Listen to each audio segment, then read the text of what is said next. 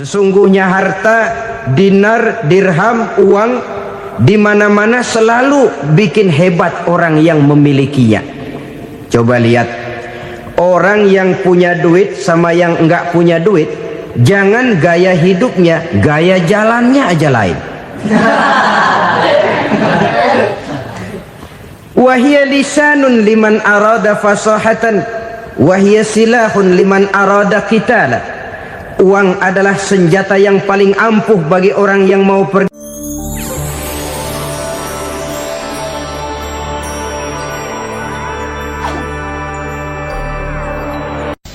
Bapak-bapak, ibu-ibu, saudara-saudara kaum muslimin rahimakumullah.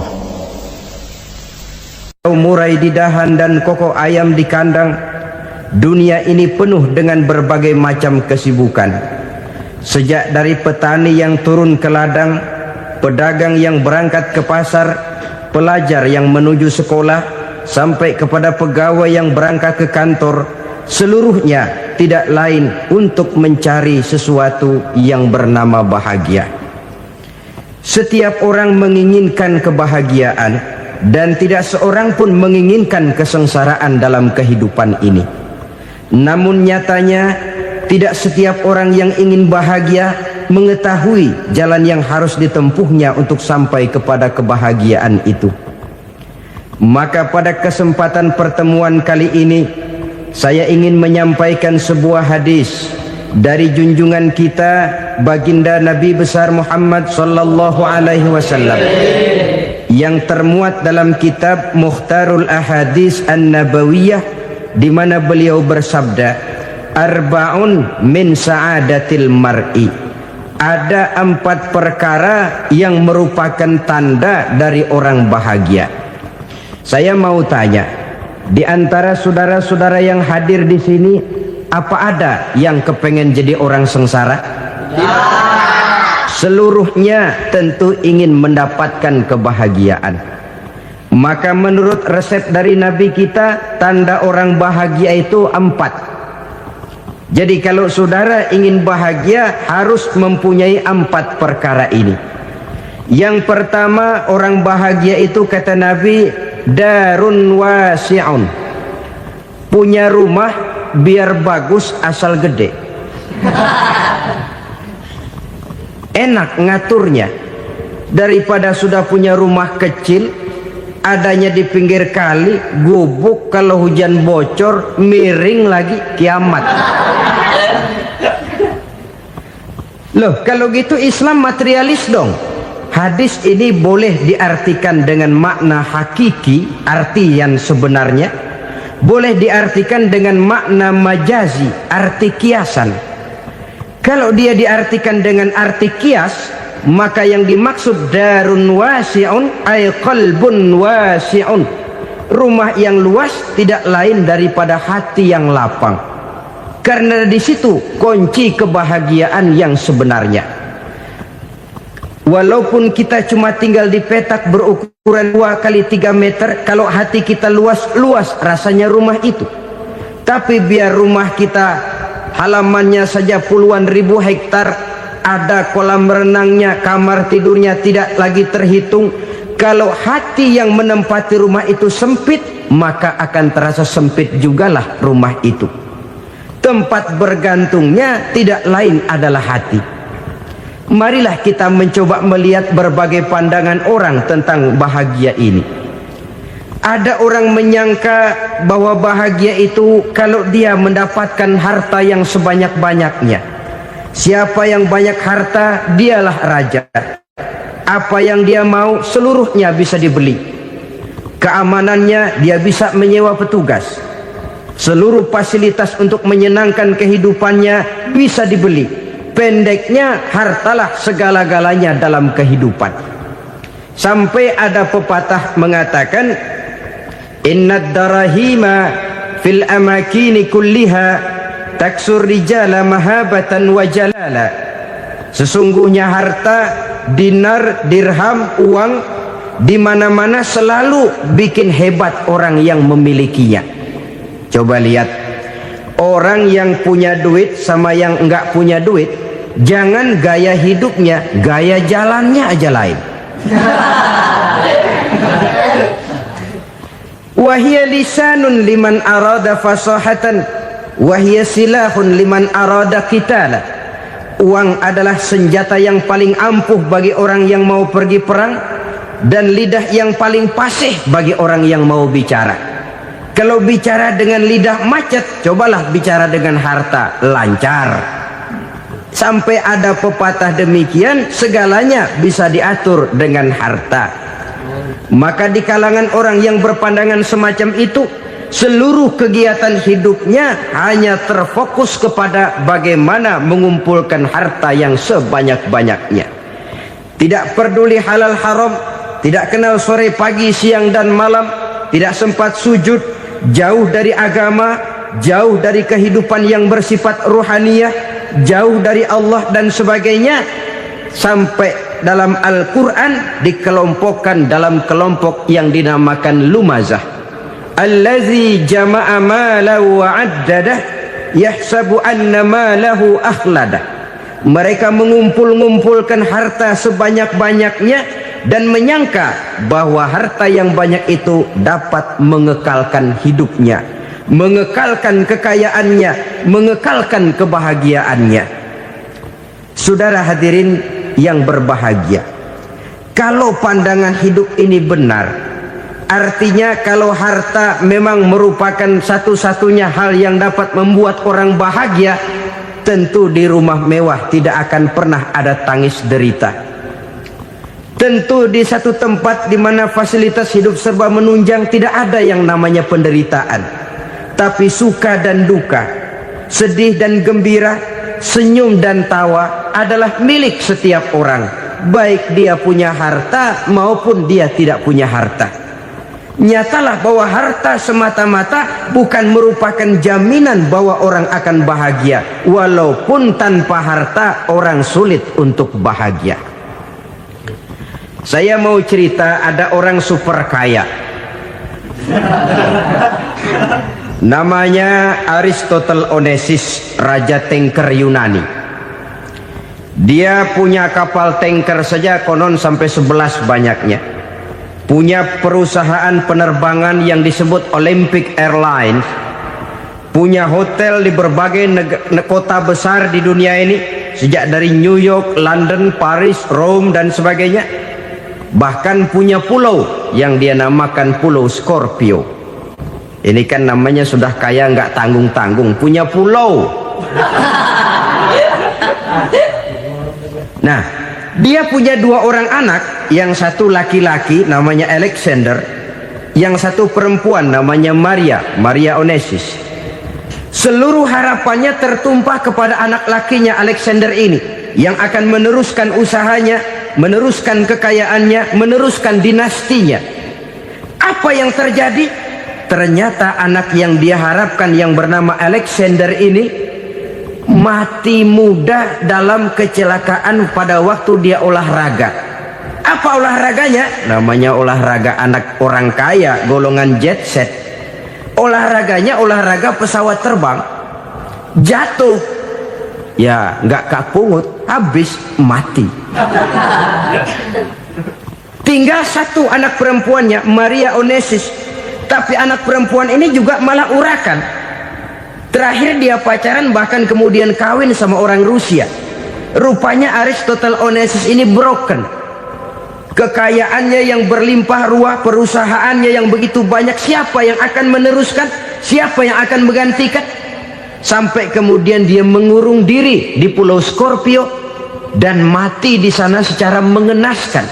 Seorang multi-jutawan, seorang yang super kaya, mati menyendiri di pulau sepi. Ibarat kata pepatah, anak ayam mati di lumbung.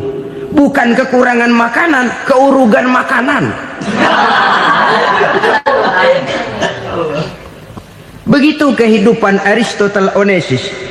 Dan banyak orang-orang yang sudah demikian kaya sampai dibingungkan oleh kekayaannya sendiri. Telusurilah kehidupan David Rockefeller misalnya, Henry Ford misalnya, Adnan Khashoggi misalnya. multi jutawan yang kadang-kadang dibuat keder oleh kekayaannya sendiri. Pantas ketika Imam Ali ditawarkan orang, "Ya Ali, kalau kepadamu disuruh pilih ilmu atau harta, kau pilih mana?" Ya jelas pilih ilmu dong. Kenapa? Pertama, ilmu kalau kita berikan kepada orang lain tambah, tapi harta kalau kita berikan kepada orang lain kurang. Saudara punya uang 10.000, dibagi orang 5.000, jelas uang saudara berkurang. Tapi saudara punya ilmu, diberikan kepada orang lain bisa, saudara pun makin mantap. Tidak lantas jadi bodoh karena ngajarin orang. Saudara bisa Fatihah lalu mengajarkan orang Fatihah, orang bisa, saudara pun makin hafal. Tidak lantas setelah diajarin orang ilmunya hilang. Begitu datang dia minta orang, "Tolong ajarin saya Fatihah," udah habis, nggak ada.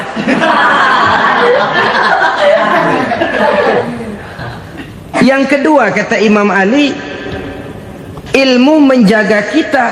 Kalau harta kita yang harus jaga.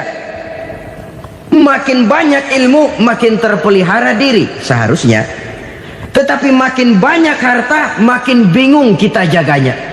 Sampai kadang-kadang kalau perlu seluruh keliling rumah dipasangi alarm.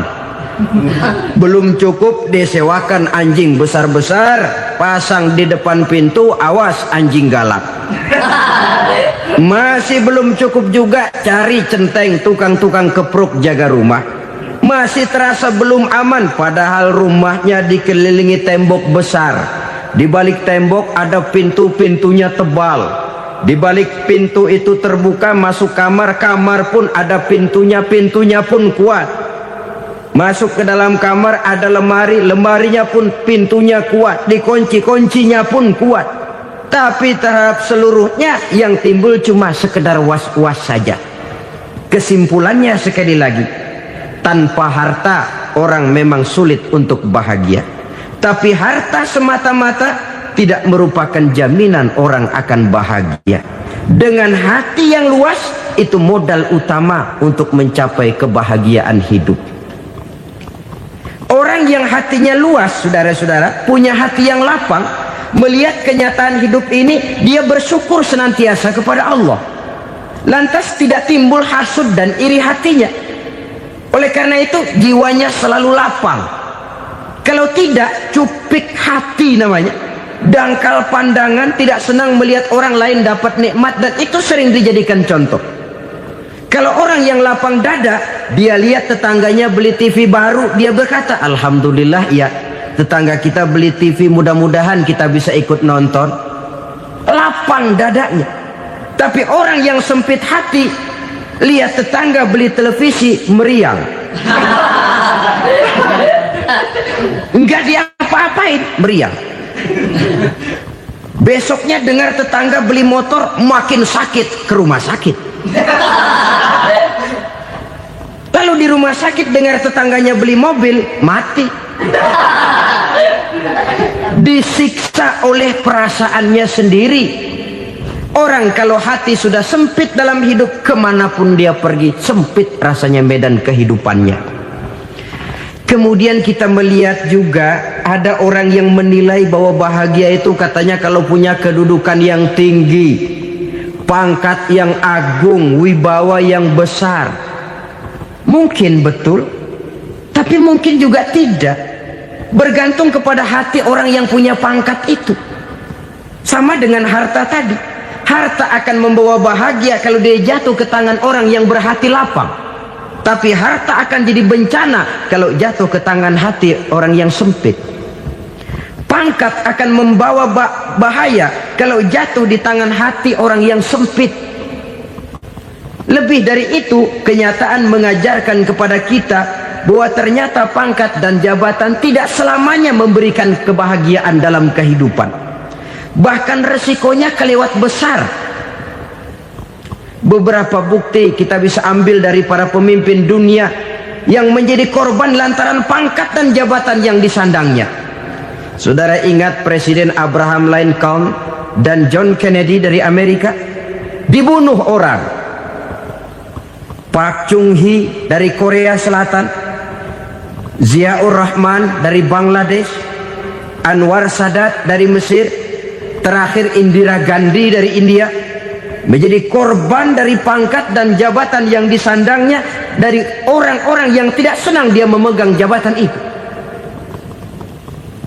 Dia akan mudah mengundang bencana, sehingga pantas kalau seorang presiden terkemuka Amerika, Harry Truman namanya, dia mengatakan jabatan presiden itu, kata dia, seperti orang nunggang macan, naik macan, harus kita taiki, kalau enggak dia bakal nerekam kita, ngeri katanya. Adapun orang yang hatinya lapang, kalau dia menerima pangkat dan jabatan, dianggapnya itu satu kesempatan untuk berbuat baik.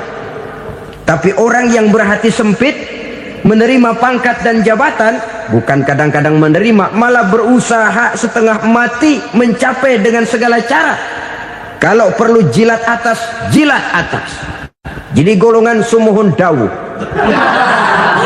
Jadi kelompok kulon nuwun, yes sir, yang kerjanya cuma oke bos.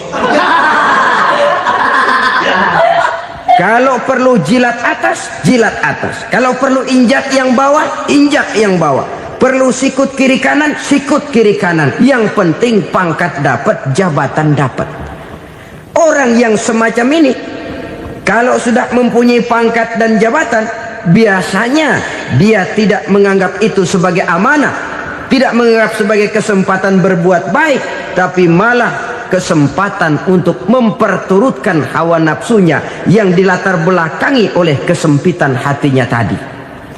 Apalagi kalau orang memperoleh pangkat karena banyak mengeluarkan uang, seakan-akan pangkat dan jabatan itu sekarang macam proyek, pakai tender. Siapa yang berani bayar segini naik, nggak berani minggir.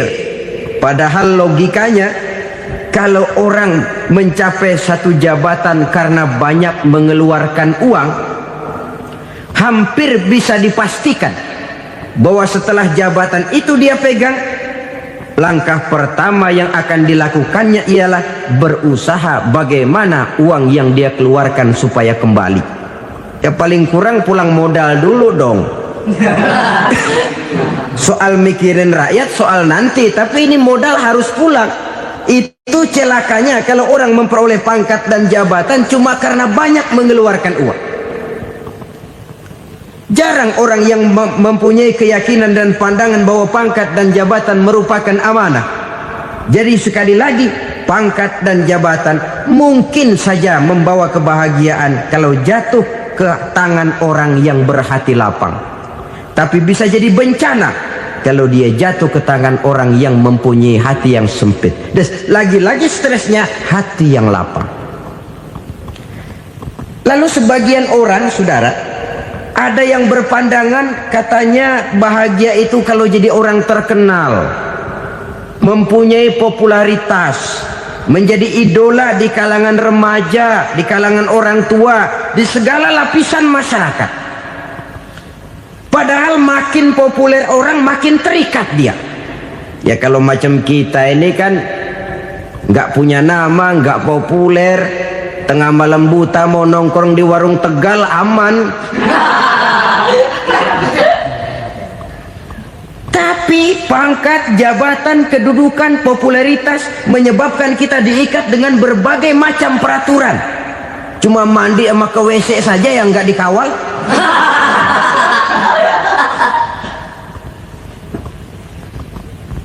Benarkah popularitas, ketenaran membawa kebahagiaan? Mungkin, ya, tapi mungkin juga tidak. Kenapa? Banyak orang-orang populer yang mengakhiri hidupnya secara tragis. Kita ambil beberapa nama. Di Amerika tahun 60-an ada bintang seksi paling terkenal yang dijuluki seks bom. Bom seks. Sampai sekarang jadi legenda, namanya Marilyn Monroe. Singkatan doublenya itu inisialnya MM, Marilyn Monroe. Terkenal top sampai dia mati tahun 62, namanya sekarang masih saja dibicarakan orang. Kenapa dia bunuh diri? Tidak punya hartakah dia? Banyak. Kurang populerkah dia? Seluruh dunia mengenalnya. Sejak rakyat kecil sampai pejabat tinggi dia punya hubungan. Kenapa? Jenuh. Dia terlahir dalam keadaan yatim. Setelah itu tidak lama dia berangkat remaja, ibunya meninggal. Pindah dari wanita asuh ke wanita asuh sampai 12 orang ibu angkatnya. Dan kekecewaan yang paling parah, setiap laki-laki yang dekat dengannya hanya seperti kapal berlabuh. Datang dan pergi silih berganti, padahal dia merindukan seseorang yang bisa melindungi hidupnya. Dia rindukan itu dan dia tidak pernah menemukan. Itu yang akhirnya menyebabkan dia minum pil tidur kelewat dosis, minum obat tidur kebanyakan, ya tidur terus sampai sekarang.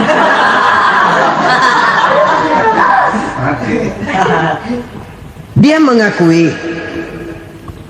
saya telah memiliki ketenaran, tapi saya tidak pernah hidup dalam ketenaran itu. Saya pandai main sandiwara, tapi saya ingin hidup dalam alam yang real sebagaimana umumnya orang. Itu yang dia rindukan. Menyusul jejak yang namanya Marilyn Monroe ini, Billie Holiday, saudara kenal tentu. Di rumah sakit dirawat. Dia juga minum obat overdosis, mati lagi. Jimi Hendrix minum obat tidur overdosis kelewat batas, mati lagi. Lalu yang menghanyutkan diri di danau, Janis Joplin dan Brian Jones. Ini orang-orang populer, orang-orang terkemuka yang mengakhiri hidup secara tragis, bukan karena tidak terkenal, mungkin karena sudah saking terkenalnya. Contoh paling belakangan, Bruce Lee. Wah, ini tukang-tukang kepruk tentu kenal siapa dia. Sampai sekarang pun tabir kematiannya masih merupakan misteri. Dan yang masih hidup juga menunjukkan gejala yang aneh. Michael Jackson, rumahnya di Beverly Hills itu dijaga sedemikian rupa, dan dia selalu curiga kepada setiap makanan harus steril, bersih dari segala macam kimia. Kemana dia pergi, itu tukang-tukang kepruk sudah selalu menjaga dan mengawal, dan dia seakan takut menunjukkan mukanya yang asli.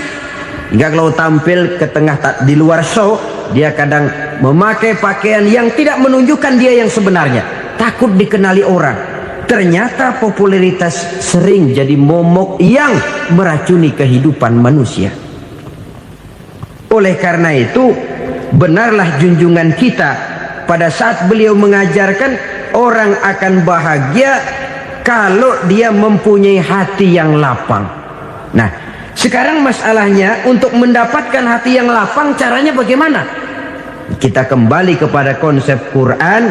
Allah mengajarkan, ala inna bidzikrillahi tatmainnul qulub.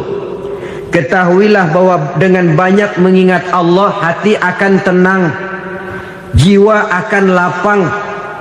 Dengan kata lain, dekat dengan agama, merasakan kehadiran Allah dekat dalam hidup. Itu muara pertama untuk mencapai hati yang lapang. Ala inna bidzikrillahi tatmainnul qulub. Jangan macam orang sekarang ingin mendapatkan ketenangan lalu tapak di puncak gunung, di gua-gua, di tempat sepi. Iyalah kalau nggak ada ular. Kalau tergigit ular berbisa, ketenangan belum, mati jelas itu. Islam positif untuk mendapatkan ketenangan. Ala inna bidzikrillahi tatmainnul qulubi. Bahwa ketahuilah bahwa dengan banyak mengingat Allah, hati akan tenang, jiwa akan lapang, nuansa pikiran akan luas. Karena yang namanya bahagia ada dimanapun manusia berada. Di kampung ada bahagia, di kota ada bahagia, di ngarai, di lembah, di gunung, di hutan, di lautan, di angkasa luar, dimanapun bahagia itu ada kalau kita bermodalkan hati yang lapang ini. Dan hati akan lapang kalau kita dekat dengan agama. Dekat dengan harta buat sementara hati mungkin tenang, tapi ketenangan yang relatif dan temporer. Apalagi orang tiap kali tambah harta, tiap kali tambah rencana, itu wajar. Mungkin sebelumnya saudara berpikir, kalau punya duit 5.000 enak nih. Begitu punya duit 5.000, aduh sayang kalau 10.000 aja. Tiap kali tambah harta, tiap kali lain rencana. Makin banyak rencana, makin menjauhkan kita dari yang namanya ketenangan. Padahal ketenangan merupakan unsur utama untuk mencapai bahagia. Dan ketenangan itu bermuara dalam hati manusia. Tengoklah kehidupan ini. Orang yang banyak harta dengan orang miskin, berbedakah rasa sakit yang mereka tanggungkan? Rasanya tidak.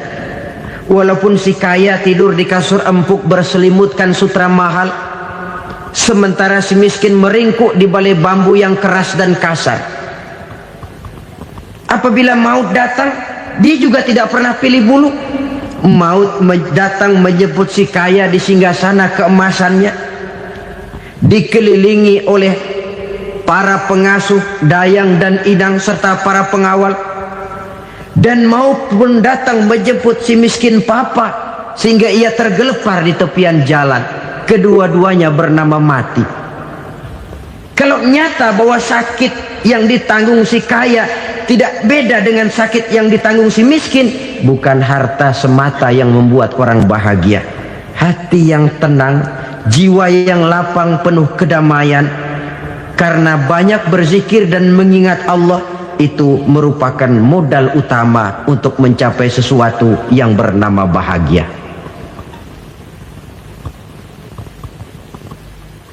Saudara hadirin yang saya hormati, inilah yang pertama dari 4 ciri yang digambarkan oleh Nabi tentang tanda-tanda orang bahagia. Dan harus berangkat dari yang pertama ini, hati yang lapang. Ini yang harus kita miliki lebih dahulu, baru nanti akan menyusul kepada poin yang ketiga, kedua dan selanjutnya. Sebab kalau hati sudah terisi dengan jiwa yang lapang, seluruh persoalan insya Allah akan bisa kita atasi dengan sebagaimana mestinya. Yang kedua sekarang, tanda orang bahagia menurut baginda Nabi, markabun syariah. Orang bahagia itu, kata beliau, punya kendaraan biar cepat asal lancar. Artinya kemana dia mau pergi mudah. Apa maksud hadis ini? Kalau kita kaji lebih dalam, kendaraan itu kan alat transportasi. Transportasi tidak lain adalah usaha memudahkan komunikasi. Pindah dari situ kepada teori bahwa manusia adalah zon political, makhluk bermasyarakat yang tidak bisa memenuhi kebutuhan hidupnya secara sendirian. Kita memerlukan keberadaan orang lain dalam kehidupan ini. Untuk memakai baju saja kita sudah perlukan petani yang tanam kapas, pabrik yang memintal kapas jadi benang, pabrik yang menenun benang jadi kain, sampai kepada mesin jahit, sampai kepada tukang jahit. Itu cuma untuk memakai pakaian saja. Tidak seorang pun di antara kita yang sanggup memenuhi kebutuhan hidupnya secara sendiri. Kita perlu orang lain. Maka kebebasan dalam arti mutlak, kebebasan tanpa batas, itu tidak mungkin ada dalam kehidupan. Karena kita mengadakan yang disebut interaksi sosial. Setiap kegiatan kita tentu melibatkan orang lain. Menurut kita barangkali kita bebas jalan di jalan raya semaunya, tapi orang lain berkendaraan pun merasa bahwa ini ada juga jalan haknya, dan begitu selanjutnya. Oleh karena itu, maksud dari kendaraan yang cepat ini adalah khulata'uhu ma'as solihin. Lingkungan pergaulannya terdiri dari orang-orang soleh. Pergaulannya luas. Kemana dia pergi ada temannya. Kesulitannya ada tempat dia cerita.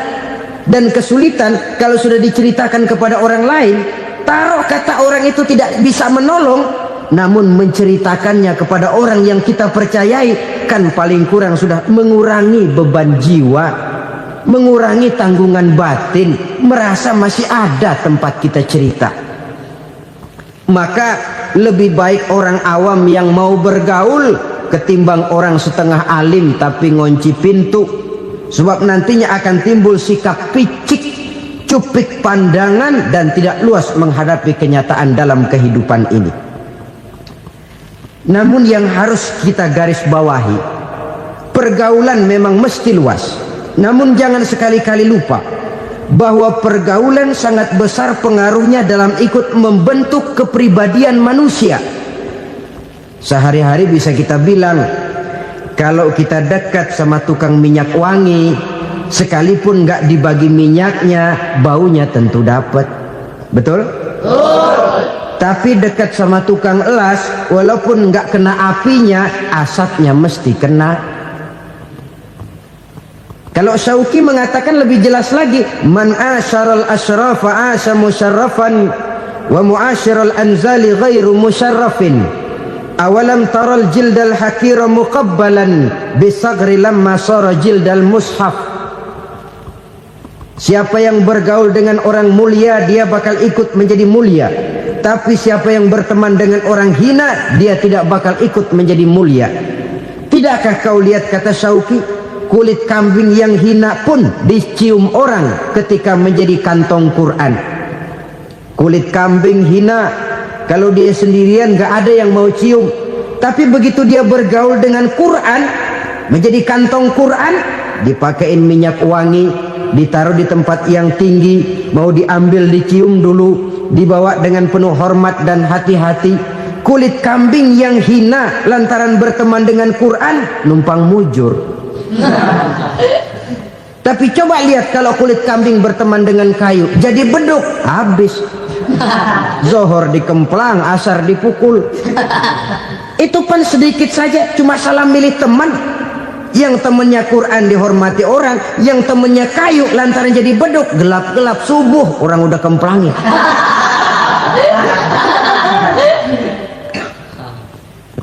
Maka terutama kepada adik-adik remaja yang masih mencari identitas diri, yang ibarat kaset masih kaset kosong, mudah diisi oleh apapun, pandai-pandailah memilih teman dalam bergaul. Karena banyak orang yang tadinya baik-baik, ketika terseret dalam pergaulan dengan orang yang tidak baik, kebaikannya menjadi lentur dan luntur. Tapi berapa banyak bajingan-bajingan tengik, orang-orang yang berlumur noda dan dosa, tiap hari melakukan maksiat, namun bergaul dengan orang yang baik-baik, pada akhirnya sedikit demi sedikit beringsut dan berangsur dia terbiasa mengikuti kebaikan-kebaikan. Saya tekankan ini kepada remaja karena mereka masih mencari identitas diri. Apa yang mereka lihat mereka mau, apa yang mereka dengar mereka ingin tahu. Coba lihat kehidupan remaja. Pulang nonton film Rambo, pengen jadi Rambo, gagah, maunya belekai melulu. Pulang nonton film Superman, pengen bisa terbang. Pulang nonton India, nyanyi melulu. Wajar, mereka masih mencari identitas diri. Saya ini sebenarnya siapa? Lingkungan, pergaulan akan membentuk itu. Karena itu pandai-pandailah bergaul, karena ia sangat besar pengaruhnya dalam ikut membentuk kepribadian manusia. Apalagi sifat yang jelek lebih cepat menularnya ketimbang sifat yang baik. Sifat yang baik, watak yang soleh itu lambat sekali untuk menular.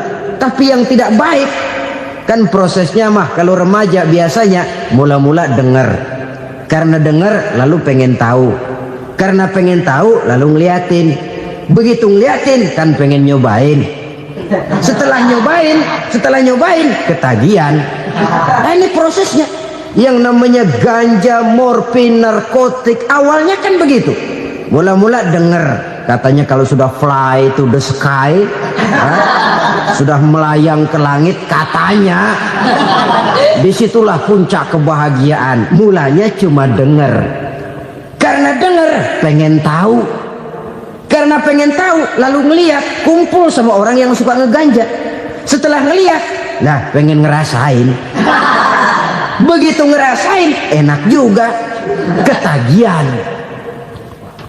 Kalau sudah ketagihan jadi penyakit kronis, bisa merembet kepada yang lain. Iya, kalau orang tuanya mampu untuk beli morfin, beli ganja. Kalau tidak kan pikirannya ngayap. Jemuran siapa ya gue sahabat? Timbullah perbuatan-perbuatan negatif yang bermula dari salah pergaulan.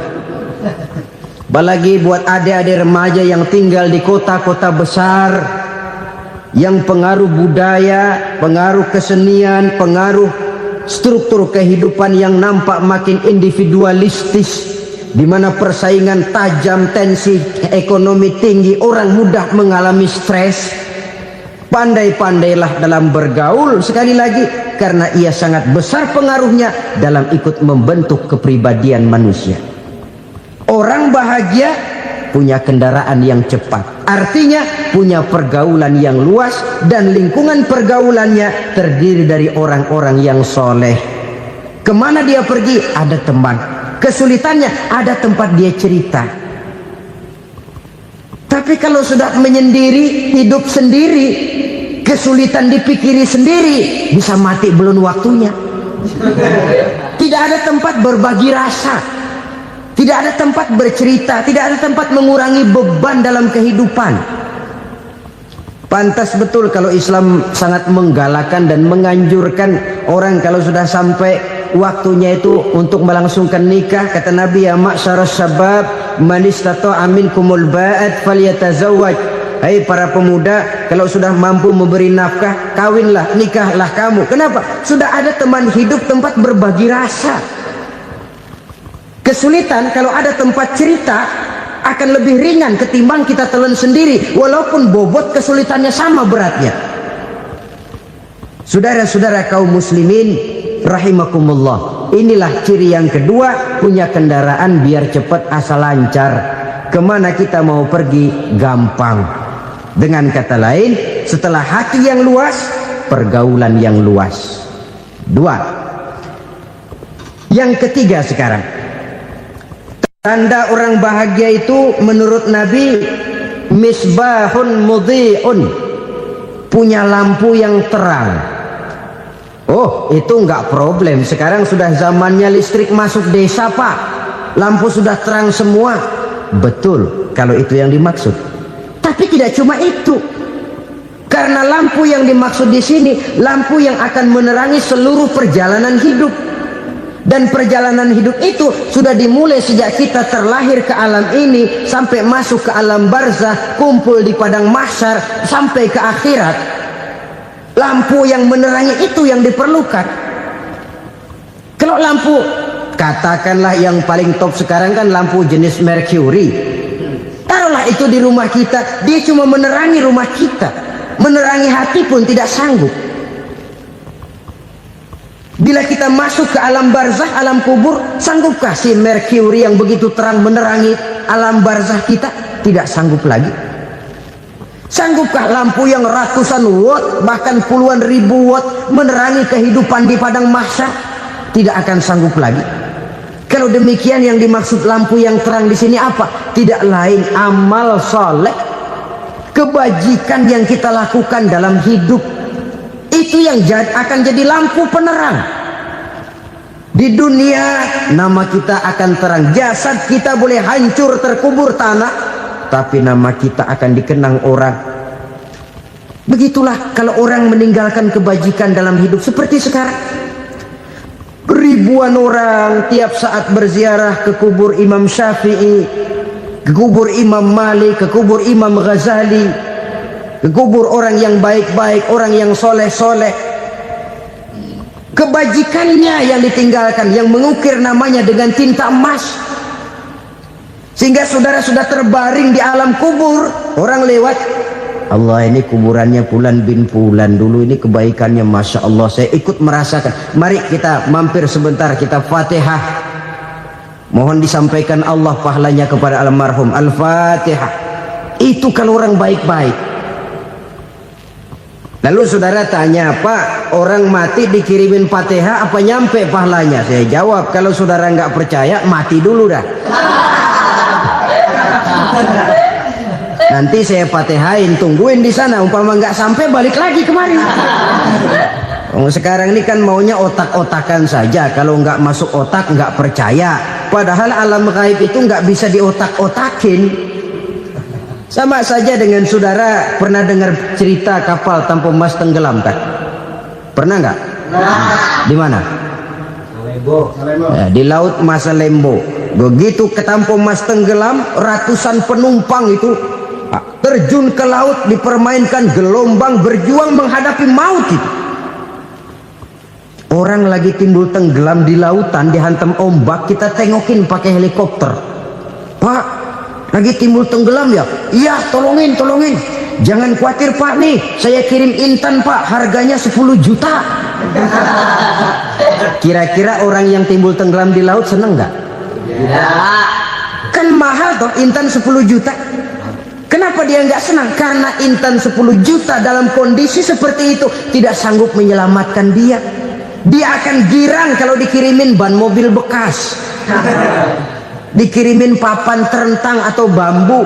Intan yang 10 juta dia nggak girang, ban mobil bekas yang 1000 perak tuh pegang, itu yang dia girang betul.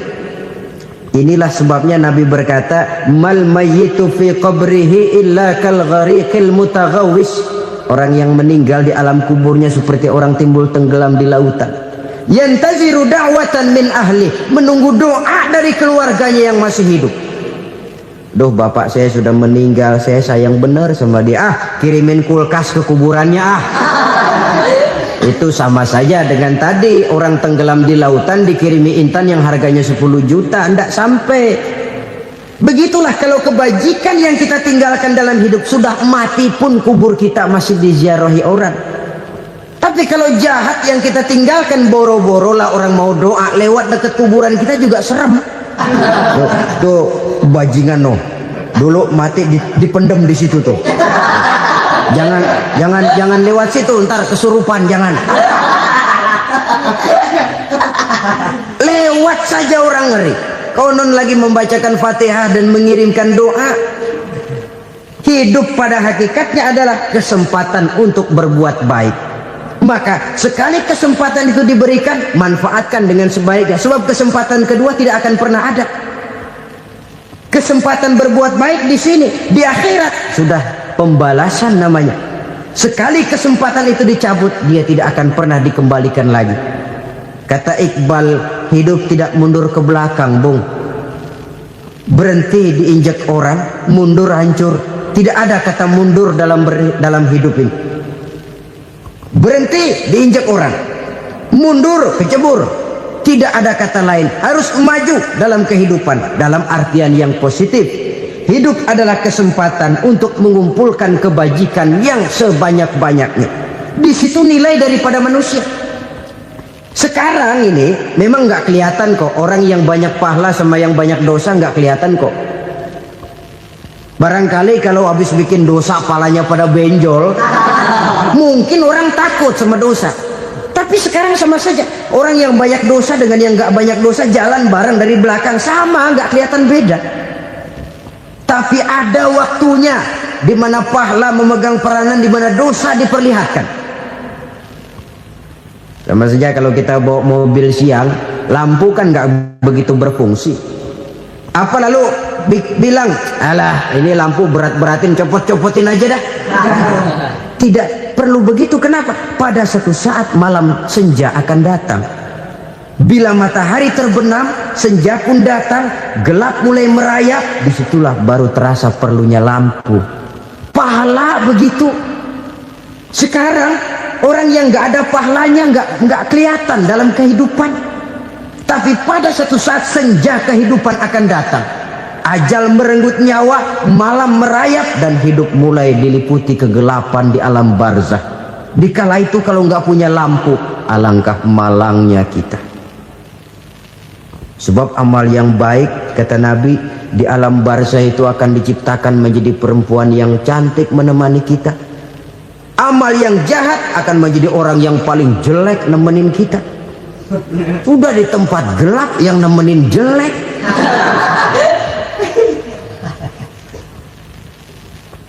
Kaum muslimin rahimakumullah. Kalau demikian masalahnya, tergantunglah kita pandai memanfaatkan waktu. Al-waktu kasayf, waktu itu cepat sekali. Yang namanya waktu itu tahu-tahu. Tahu-tahu udah tahun 87. Tahu-tahu udah begitu. Tahu-tahu yang kemarin anak-anak sekarang udah pada punya anak. Tahu-tahu saja itu. Begitu cepat waktu berlalu. Kalau tidaklah pandai kita memanfaatkannya, akan rugi kita. Nabi bersabda, "Man kana yaumuhu khairun min amsihi fahuwa rabih." Barang siapa yang hari ini lebih baik daripada hari kemarin, itu orang untung. Hari ini lebih baik daripada kemarin. Bulan ini lebih baik dari bulan kemarin. Tahun ini lebih baik dari tahun kemarin. Itu orang yang beruntung. Tahun kemarin sembayangnya maghrib doang, sekarang udah tambah isya. Tahun kemarin cuman Idul Fitri aja ngancem bener, sekarang udah tambah Jumat, lalu tambah lagi maghrib, tambah lagi isya, dan selanjutnya. Hari ini lebih baik daripada kemarin, itu orang yang beruntung. Wa man kana yaumuhu mislu amsihi fahuwa khasir. Lalu barang siapa yang hari ini sama saja dengan hari kemarin, itu orang rugi. Hari ini sama dengan kemarin, rugi itu. Bulan ini begitu, bulan kemarin begitu, tahun ini begitu, tahun lalu juga begitu. Rugi itu orang. Rugi apa? Rugi umur. Umur tambah, amalan gak pernah tambah. Dan saya pikir lebih merupakan azab ketimbang nikmat kalau orang dikasih panjang umur cuma untuk numpuk dosa. Mending mana? Panjang umur banyak dosa sama pendek umur dikit dosa? Mending mana? Mending mana? Ya, paling mending tentu panjang umur banyak pahala. Tapi kalau tidak, sekali lagi, lebih merupakan azab ketimbang nikmat kalau orang diberikan panjang umur tapi cuma untuk sekedar menumpuk dosa. Kehilangan kesadaran bahwa dunia bukan terminal akhir dari satu perjalanan. Dia cuma halte di mana kita berhenti sebentar untuk menuju kepada terminal yang hakiki. Saudara-saudara kaum muslimin rahimakumullah. Inilah lampu yang akan menerangi kehidupan. Amal yang kita lakukan di dalam kehidupan. Jadi yang dimaksud dengan lampu yang terang, kebajikan yang kita kerjakan dalam hidup. Nah, setiap orang di awal tadi saya bilang ingin bahagia. Bahagia itu kan hakikatnya kumpulan senang dan selamat. Senang, selamat. Apa bedanya? Senang tapi tidak selamat, nggak bahagia. Selamat tapi nggak senang, nggak bahagia orang. Contoh, kalau orang korupsi, duitnya banyak, senang dia, tapi keselamatannya. Ada tentara baris di samping rumahnya udah bingung, padahal tentara latihan. Tentara cuma latihan, dia bingung. Senang, tapi karena keselamatannya tidak terjamin, dia tidak bahagia. Sebaliknya pegawai negeri jujur benar, cuma segaji-gajinya. Selamat, nggak korupsi, tapi melarat, ya nggak bahagia juga, kurang senang. Kesenangan dan keselamatan untuk dunia saja, ya sekali lagi. Kalau cuma sekedar untuk dunia saja, bisa dibeli pakai uang. Bisa dibeli pakai uang. Saudara ingin selamat, bisa dibeli pakai uang. Saudara ingin senang, bisa dibeli dengan uang. Tapi setelah mati, masuk ke alam barzah, habis kekuasaan uang. Nggak bisa lagi beli keselamatan pakai uang. Tidak mungkin lagi membeli kesenangan dengan uang. Di situ pahala yang megang peranan. Makin banyak pahala, makin banyak saham untuk membeli kesenangan dan keselamatan, untuk memperoleh yang namanya bahagia. Dan jangan lupa loh, di alam barzah kita nggak sebentar, menunggu datangnya kiamat. Loh iya, kalau kita begitu dikuburin terus kiamat datang, untung. Tapi kalau masih harus 1000, 2000, puluhan ribu tahun yang akan datang dalam satu penantian yang begitu lama, tanpa saham untuk memperoleh kebahagiaan. Satu kemalangan yang tidak ada pernah putus-putusnya. Janganlah tergelincir oleh kebahagiaan sebentar yang menipu dengan mengorbankan kebahagiaan hakiki yang berjangka panjang. Apa artinya senyum sejenak kalau harus ditebus dengan tangis seumur hidup? Biarlah kita minum jamu, pahit memang, getir memang, tapi kan besok badan sehat. Daripada sekarang minum sirup, manis memang, enak memang, tapi bibir pada jontor besok. Sirawan, batuk, nggak karu-karuan. Banyak orang tertipu oleh kesenangan yang sebentar. Padahal laisa kullu ma yalma'u zahaban. Belum tentu semua yang berkilat itu emas. Belum tentu semua yang gemerlap itu intan. Karena itu marilah manfaatkan kesempatan yang diberikan Allah ini untuk mengumpulkan kebajikan yang sebanyak-banyaknya. Yang terakhir sekarang, yang keempat, tanda orang bahagia kata Nabi. Zaujatun salihah. Orang bahagia itu tanda yang keempat kata Nabi, punya istri biar cakep asal taat. Sudah surga itu sudah. Cakep taat. Istri kayak gitu, kalau belum mati jangan dikuburin dulu itu. Sudah cakep taat lagi. Tapi kadang-kadang enggak, udah jelek ngadat melulu. Apa yang mau dipilih? Sebab itu Quran mengatakan istri pakaian untuk suami, suami pakaian untuk istri. Kenapa suami istri diibaratkan pakaian? Alangkah tingginya gaya bahasa Quran ini. Suami istri teman hidup, hidup perjalanan panjang. Sejak kita dalam rahim sudah ada hidup kan di sini. Sampai ke alam dunia, masuk ke alam barzah, kumpul di padang mahsyar, sampai menuju akhirat, itu perjalanan hidup. Carilah istri atau suami teman hidup yang membawa manfaat tidak hanya kehidupan di dunia ini, sampai di alam barzah, sampai di padang mahsyar. Suaminya mungkin meninggal lebih dulu atau istrinya mungkin meninggal lebih dulu, tapi suami atau istri yang masih hidup berbuat kebajikan. Suami saya meninggal, ada hartanya, saya sedekahkan, niat pahala untuk almarhum suami saya. Ini teman hidup, tidak dibatasi dan tidak bisa dipisahkan oleh maut sekalipun. Zohirnya mungkin pisah, badannya mungkin pisah, tapi hatinya, jiwanya, kebersamaannya dalam menghadapi kehidupan. Karena itu saudara-saudara, bahasa Quran indah. Suami istri diibaratkan seperti pakaian. Apa fungsi pakaian? Pertama, pakaian jadi kebanggaan. Artinya suami harus menjadi kebanggaan istri, istri harus jadi kebanggaan suami. Yang kedua, pakaian itu kan fungsinya menutup aurat. Artinya sesama suami istri harus saling menjaga kekurangan masing-masing. Jangan malah sesama suami istri saling membongkar rahasia dan aibnya sendiri-sendiri. Istrinya diceritain jeleknya di mana-mana, atau suaminya dibongkar rahasianya di pasar umum. Itu sudah tidak lagi berfungsi sebagai pakaian. Kenapa semua ini diperlukan? Karena kita menyadari bangsa yang baik terdiri dari masyarakat yang baik. Masyarakat yang baik merupakan susunan dari warga yang baik. Warga yang baik adalah terdiri dari rumah tangga yang baik.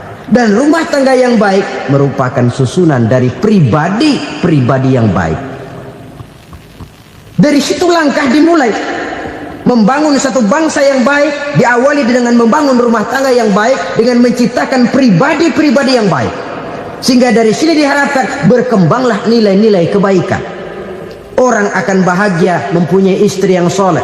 Kenapa? Tidak ada seorang suami bisa sukses jadi apapun dia, apapun profesinya, dokterkah, kiaikah, mubalikah, petanikah, pengusahakah, pejabat tinggikah. Tidak ada seorang suami yang bisa sukses tanpa peran serta istrinya.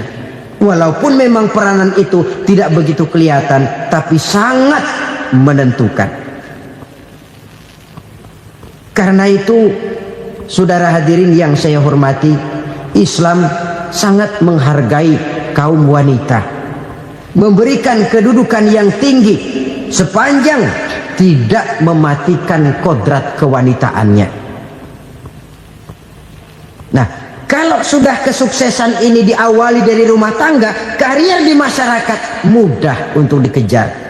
Tapi keberantakan di rumah tangga merupakan kegagalan pertama di tempat lain. Nah, inilah saja yang dapat Al-Fakir sampaikan pada pertemuan kali ini. Terima kasih.